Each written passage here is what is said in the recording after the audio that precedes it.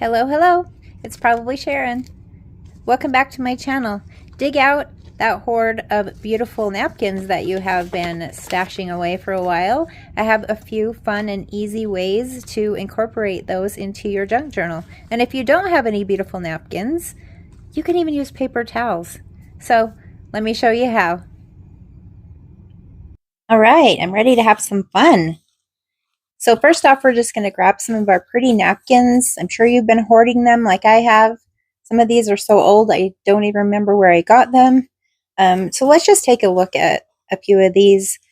Maybe it'll kind of spark your memory as to remembering what you have stashed away.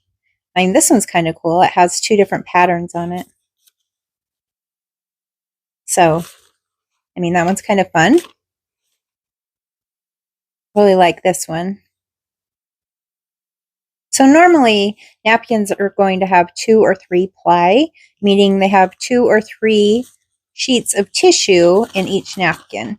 So the first thing that you'll want to do is separate those layers. I mean, this one's kind of cool. It gives us 6 images to work with, and this is one of my favorites, actually. So yeah, go ahead and just try to separate those layers and carefully remove it. It's sometimes, even though you're being so careful, it'll catch and you'll rip it. But for this project, it's kind of okay if you rip it a little bit. It'll be easily fixable, I guess. So like that. So then we have this underneath that's just plain. And sometimes you'll get a napkin that you separate and you can still see part of the image on it. Like I have one that has hearts on it. And when I took the second layer off, there was little dots everywhere.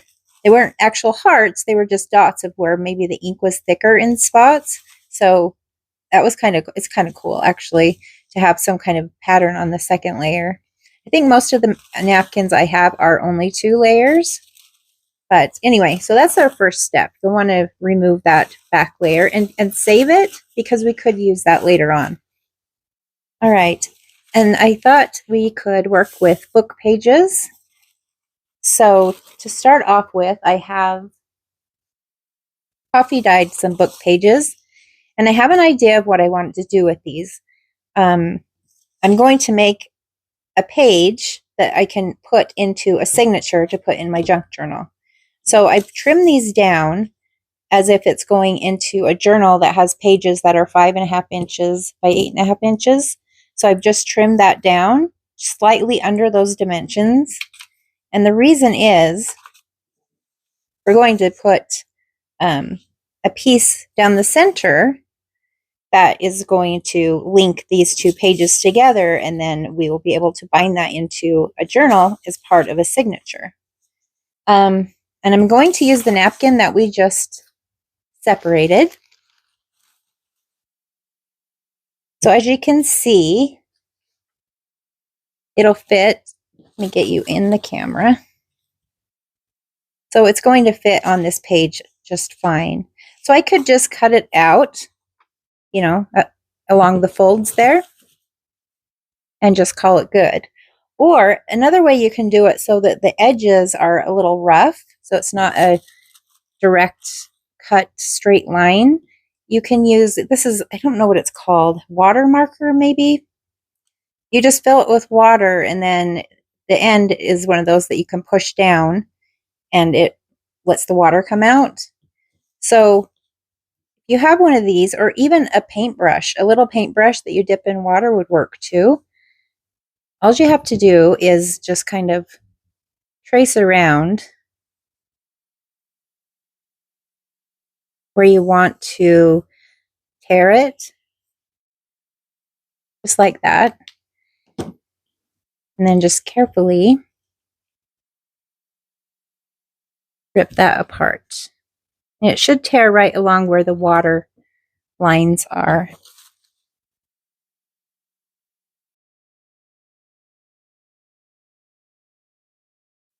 Just like that. Okay, so here's our book page.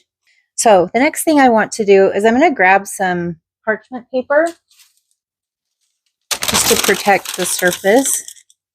It's a little dirty because I've been using it. You know, I'll put a link for this below because this is kind of handy. A water pen or whatever. Okay, so what I've done is I've got, this is just Elmer's glue or PVA glue, and I've mixed it about approximately 1 part water, 2 parts glue. You could mix it up to half and half, even half water, half glue. And I've just marked it because I don't want to get it mixed up with my regular glue. So the next thing I'm going to do is just kind of figure out how big this image is and decide where I need the glue to go. So if I'm off a little bit, it's okay, but I'm going to approximately make kind of the outline of the shape I want to put on there. So you can see it's kind of runny. Then I have this paintbrush over here in water, so it's a little wet already, but I'm just going to paint this on to kind of make sure it doesn't have lumps and bumps, and make sure the whole surface is covered where you want to put the napkin.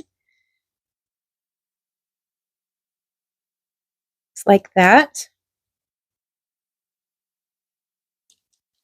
And then I'm just going to place the napkin down carefully. And then with the brush, I'm just going to kind of make sure that it's stuck down. And sometimes you'll get little holes or rips in it. I'm actually going to add a little water on this brush. You might get little rips in your napkin.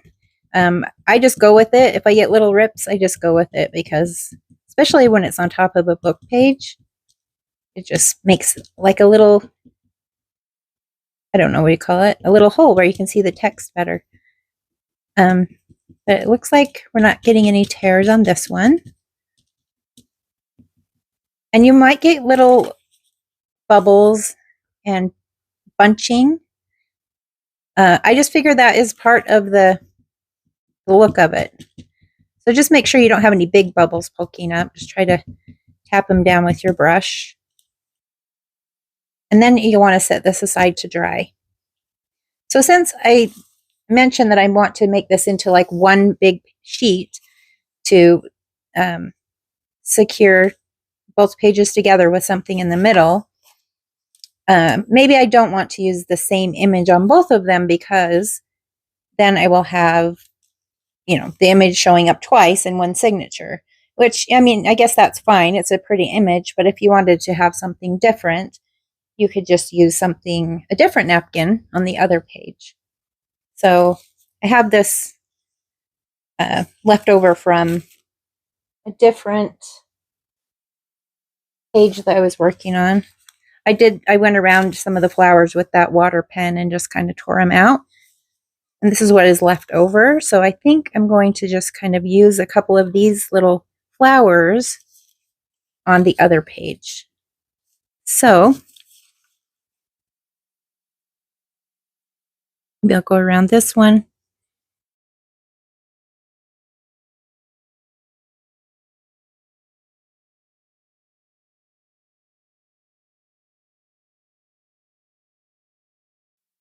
Get a little bit more from this part.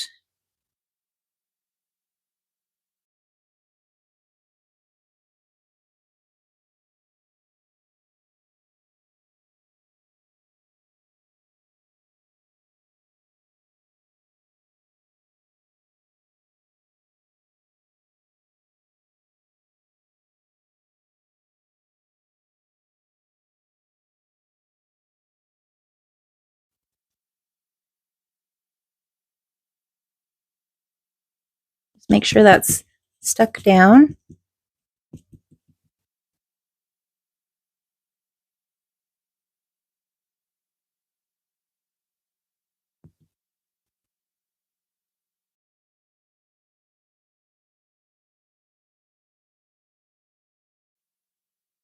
Okay, and I know that sometimes You go over the top of it with glue as well, or whatever you're using, Mod Podge or gel medium or whatever it is. You might want to put it underneath and stick your image down and then put some more over the top. And I do that sometimes, but for today, I am just going to put it on the bottom. I'm not going to go over the top of it again. It works either way, so if you feel like you need to put some more over the top, that's just fine. All right, so I'm going to set these aside to dry. Once your piece is dry, you'll notice, even though you might have it put down on a flat surface, you might notice that it's curled up like this once it's dry. And this is easily fixable. I mean, sometimes it's not very curly at all, and I'm like, oh, that's totally fine. I'm okay with that, putting it in my journal. But sometimes it's just curled a little bit too much. And this is easily fixable. All you need to do is get your iron and turn it on like medium heat. It doesn't have to be super hot. Put a layer of parchment paper under it and another paper over it. And then just iron it just for 2 or 3 seconds and it will flatten right out. So that is no problem. Don't worry about that. Once, for these book pages that we're doing here, these are already dry. These are some that I did ahead of time, so they're already dry. I already trimmed them down to the same size as the ones that we just did together. Once they were dry and I ironed them, I put gesso on the back. This is watered down gesso so that I could see the text through it. And notice that these book pages are not coffee dyed. I just used them as they were. So I just put gesso over the back and then let that dry. Okay, so we'll just continue on with this project using these since they're dry and ready to go. Okay, and I know that they're both the same image, but that's okay for this example. I just want to give you the idea of how to do this. So we want to make this one continuous sheet so we can put it in a signature in our junk journal.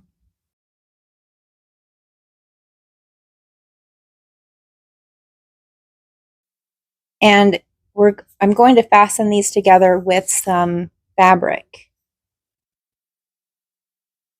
So I have tons of this fabric, so that's why I'm using this. So I just want to trim 2 pieces that are about the same height as the book pages. It doesn't have to be perfect.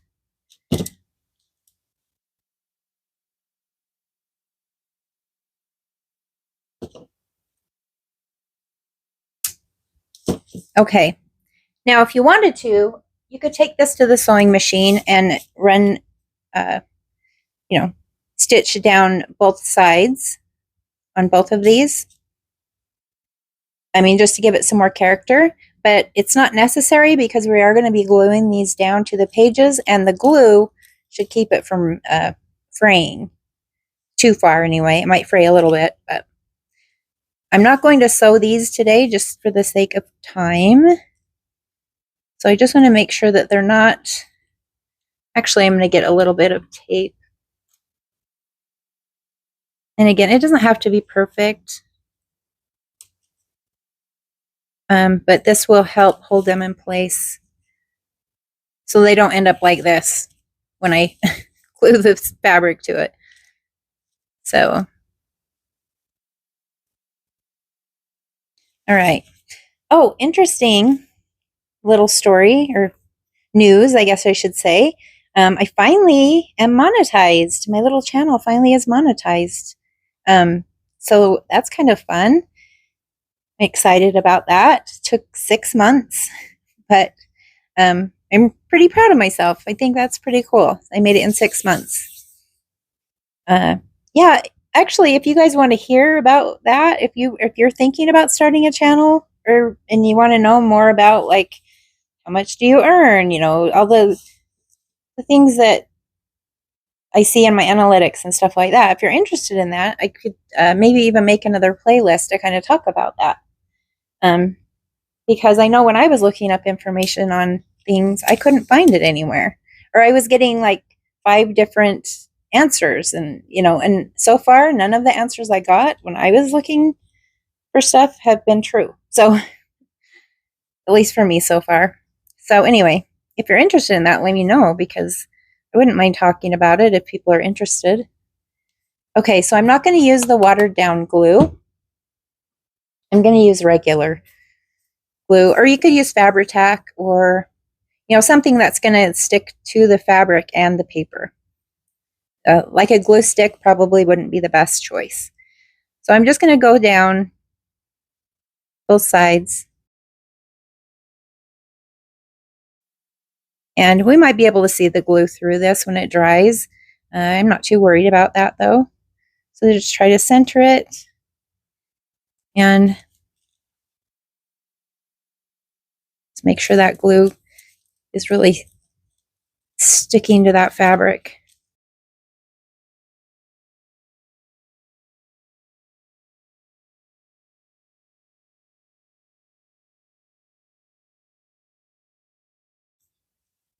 So, yep, I'm going to set this aside. Okay, so just to give you a better visual, here's just kind of an example of a signature. Okay, so I'm going to pop, I have one that's dry. I did a few of these so I could have them dry in different stages so I wouldn't have to wait for them to dry. So here's one that I did ahead of time, and on this one I actually stitched it down the sides, but like I said, it's not necessary. So I'm just going to pop this in. So this is our pretend signature, just to kind of give you a visual. Okay, so then we're flipping through our signature, and see, this is what it will look like. Now, on this signature, the pages are a lot wider than normal. I think the pages are 7 inches wide rather than 5.5. But it'll give you an idea. So this is what it will look like in your journal. So it's kind of fun to have the fabric. And with the gesso, if you don't want the stark white, you can always put a little bit of brown, or any color really, acrylic paint in it, and it will dull it down a little bit so it's not so bright. So let's see here. There's the other side. So, I mean, you could always put a little pocket here at the bottom or something like that, so you could use this page for something more than just looking at. I just love how we can really see the book page through that. It's really looks nice. For this next example, I'm going to use sheet music. So what I'm thinking of doing with this one is making it into a large, like, coin envelope. So it'll basically be folded around like this, kind of. And then the bottom and the top will have little flaps. So I could get pieces of napkin, the roses, and put, different pieces on here. But I do have one that has got just a pattern that's multi-directional, so it doesn't matter if it's, it's not upside down. No matter what way you turn it, it looks fine, right? And of course, the music paper I'm using right now is not coffee dyed. This is just as is. So the napkin is also very bright. And so I'm thinking I want to tone this down or make it look a little more antique-ish. So what I'm going to do this time is, and forgive me, this has some from the last one I did, but what I'm going to do is I'm going to put the glue and water mixture. I'm going to put some of that in this cup, and then I'm going to add a little bit of instant coffee grounds, or powder, or whatever you call it, to tint it a little bit. And you have to be careful because it doesn't take much. And if you put too much in it, we're not even going to be able to see the pattern or the music notes underneath, so you have to be really careful. I just start with a little bit, and then if it looks like it needs more, then add more. Even that might be too much. So, and this is just from Walmart. It's just regular instant coffee. So, nothing fancy. So I'm just going to mix this up with my paintbrush.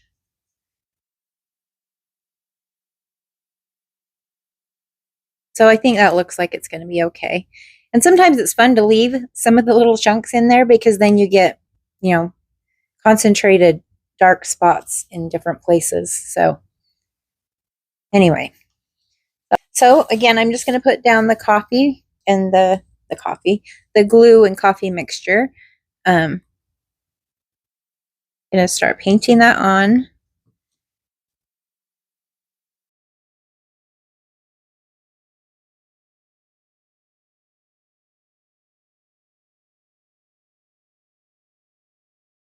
Okay, so that's covered quite good.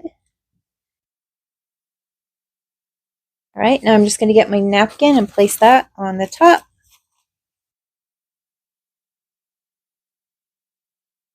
And we might get some little bubbles and wrinkles, but that's okay because that's kind of what makes this technique fun is the texture. I mean, after it's dry, you get that rough texture, and it's one of the reasons I like this. So I'm not going to go over the whole top of it with glue. I'm just kind of making sure that I have the edges really stuck down.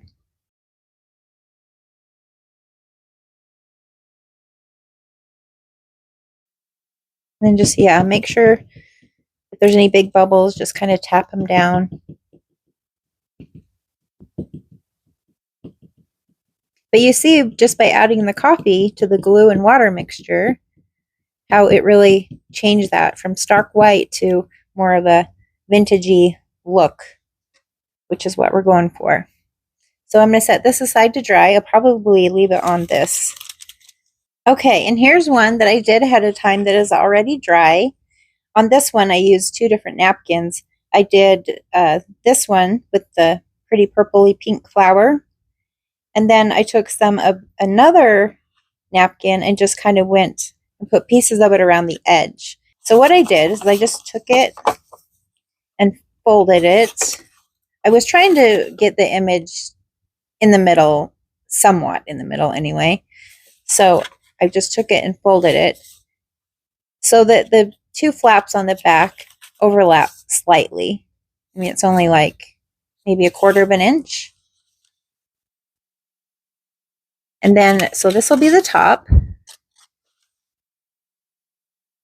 So on the bottom, what I'm going to do is just fold it over, not much, maybe like 1/2 an inch. Just make sure that that fold is down. Then I'm going to turn it around, and this is going to be the top. And I want a bigger fold here because this is going to be the flap. How big do you want the flap to be? Okay. So that's pretty good, I think. For the upper flap, make sure that the folds are tight. We just need to make sure that we can see where those lines are. So we're going to open it back up. Now, on the bottom,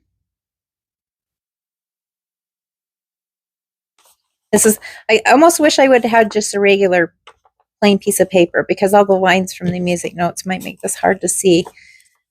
So, I mean, I can see the folds where I just did the bottom flap. So what I'm going to do is I kind of want my outer flap to angle a little bit. I don't want it to be a square that's as wide as the whole envelope.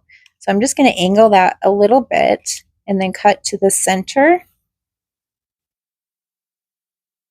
where the folds meet there.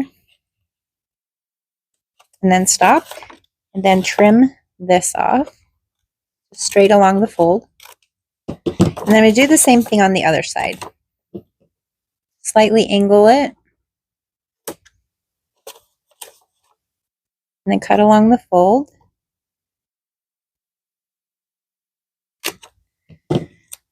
So this is what it will look like, the bottom part. So when we close it up, this will be the bottom flap. So you can see how angling it in a little bit, how that looks nice. So on the top, it's going to be a little bit different, but not much. Want the middle, where the 2 edges meet in the back of the envelope, we want that to kind of slightly have an angle to it, just so it's not flat across. And then the flap on the top, well, we'll do that in a second. I'm doing the other side, so this is the 2 flaps that meet in the middle. angling that and going right to the fold. Okay, for now I'm just going to cut it straight for the moment. Cut along that fold. Okay, so what you can do now, because this is going to be the top flap, and we don't want it just square like that, right? So what I'm going to do now is just take the whole thing and fold it so that top flap is being folded in half. But I'm not going to press down. I'm not going to crease it. I just want them to meet together because I want to make a curve in it, but I want it, the curve to be the same on both sides. So then I'm just going to carefully cut kind of a curve in that flap like that. So let's fold it up and see what this looks like. All right, this looks pretty good. So the next thing I want to do is we got to glue this middle part so the two flaps can join together. It's a good idea to have some parchment paper or wax paper to put underneath this, because if any glue oozes out, it's going to seal the whole envelope together. So a little piece of parchment paper here.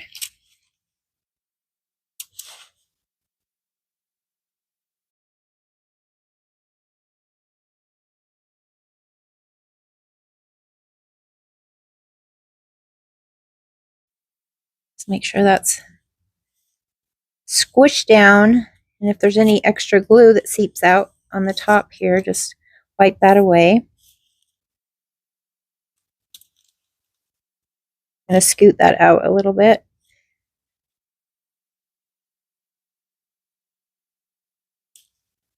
Okay, now I'm going to glue this bottom flap. Just the same way, just putting a little bit of glue on the flap.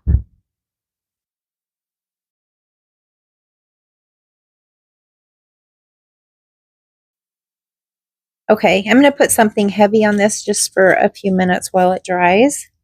Okay, I just got another piece of parchment paper. I'm just going to make sure that's stuck down, and then this little box I'm going to put here.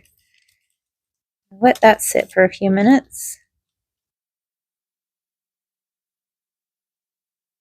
Okay, let's take a look and see if this is dry.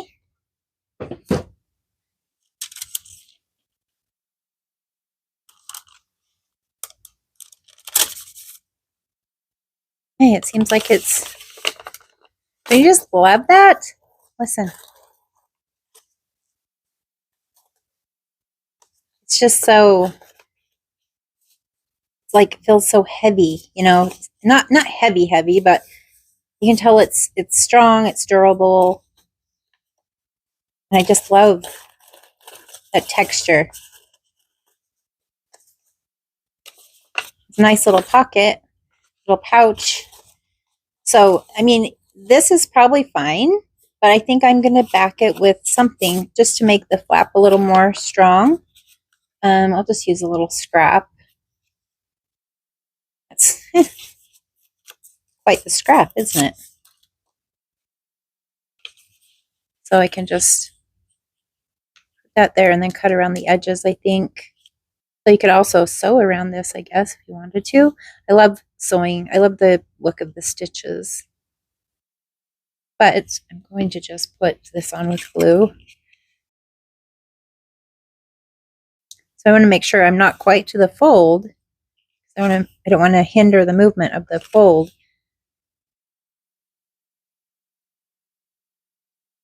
Okay, so I'm just going to set that aside for a second. Okay, let's see if this is dry enough. It's only been sitting for a couple minutes, but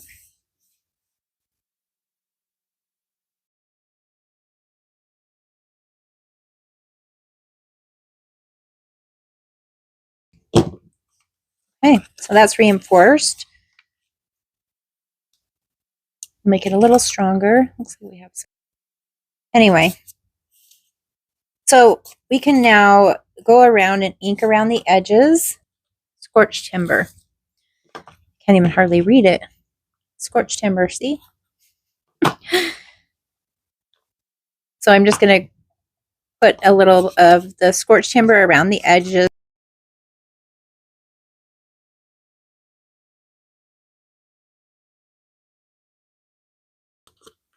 Okay. Looking good.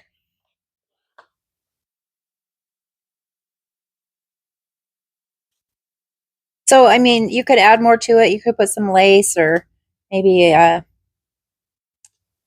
what is it called? I always lose my words. You put a little something here.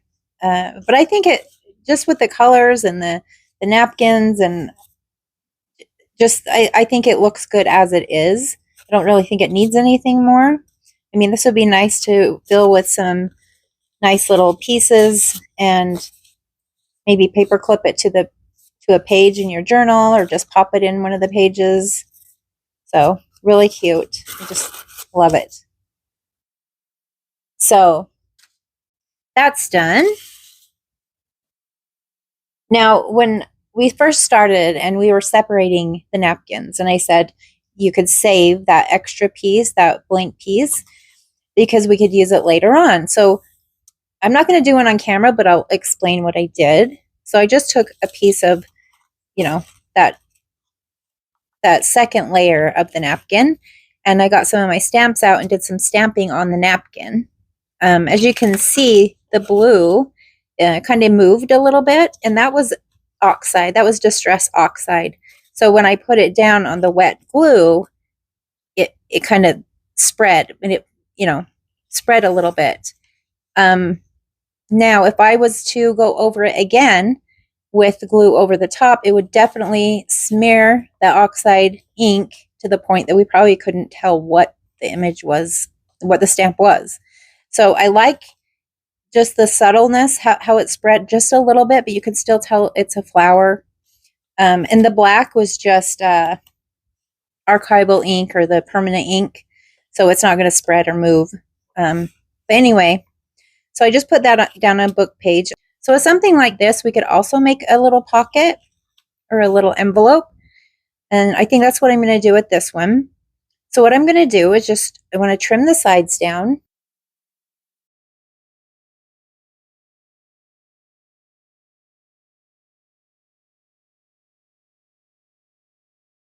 We don't see any spots that don't have the napkin. And I think using that second layer of napkin is really awesome, because I think we all have so many stamps that we never use, and you can just get it out and play. Just make your own patterns. Use stamps that you haven't used in years, stamps that you're just not prone to using, and just make cool little patterns with that second layer of napkin. Just make your own little design. So, okay. So we have a nice long strip. So what I'm going to do for this little envelope, okay, I'm just going to flip it around. Now I want my flap, this is going to be my flap at the top. I want to make sure it's somewhat long. It needs to be somewhat long, because I don't want, if it's too short, it's not going to really stay down. And then your pocket is going to be so far up here, it's going to be hard to get things into it, right? So that's why I'm doing my top flap first. Okay, now I'm going to take the bottom and fold it up so we can see where our fold is here. I want it to be down a bit, so you can see how that's probably overlapping about a ½ inch. I'm going to go ahead and crease that. Now, it probably would have been better to use the stamps, something like if they were all flowers, it wouldn't matter which way they go. There's not an upside down. For this one, there is an upside down. See, clearly, well, I guess you don't know unless you read the little words, but that's, my little spool is upside down.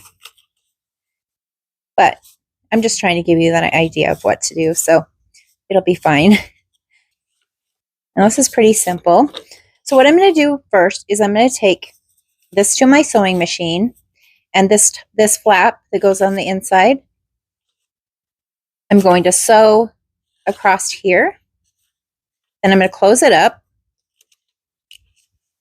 go through my sewing machine and sew all the way around, all the way back to there. So I have to do this part first because, of course, that's not sewn to anything. It's just, it needs to be loose. So I have to just sew this part first. Anyway, I'll do that and I'll be right back. Okay, so we're done with that. So you'll see this cute little envelope, again with that cool texture and feel and sound. Just need to trim off some of these little threads, which sometimes I leave them on, but today, let's trim them off.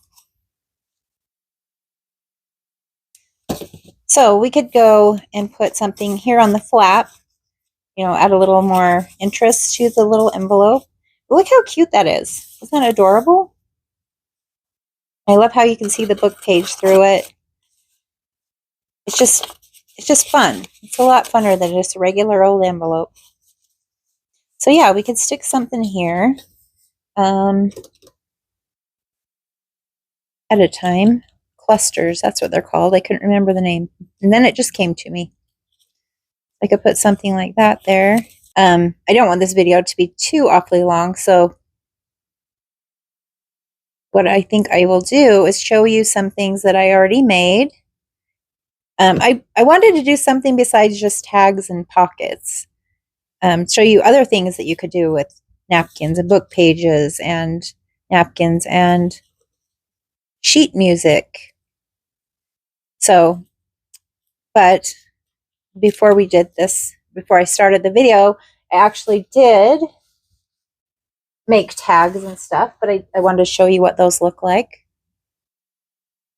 Okay, here's a napkin I don't think I showed at all at the beginning of the video, but yeah, I have some napkins with these huge tulips on them. And this just ended up being a huge writing card or tag or whatever. It was just such a big image. And I put a little bit of gauze, or what is it called, cheesecloth down here that I had dyed with some alcohol ink. So it could be a little pocket, a really loose pocket, but pocket. And I put a little charm here on the tab.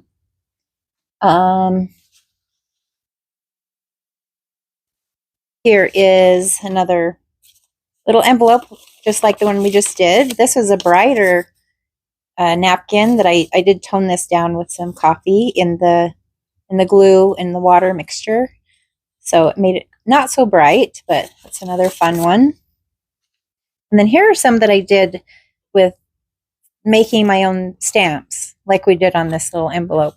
So I just stamped some different images on, I think this was actually paper towel. I separated the two plies of the paper towel and just used that. So you don't have to have fancy napkins. You can use paper towels and it works just fine.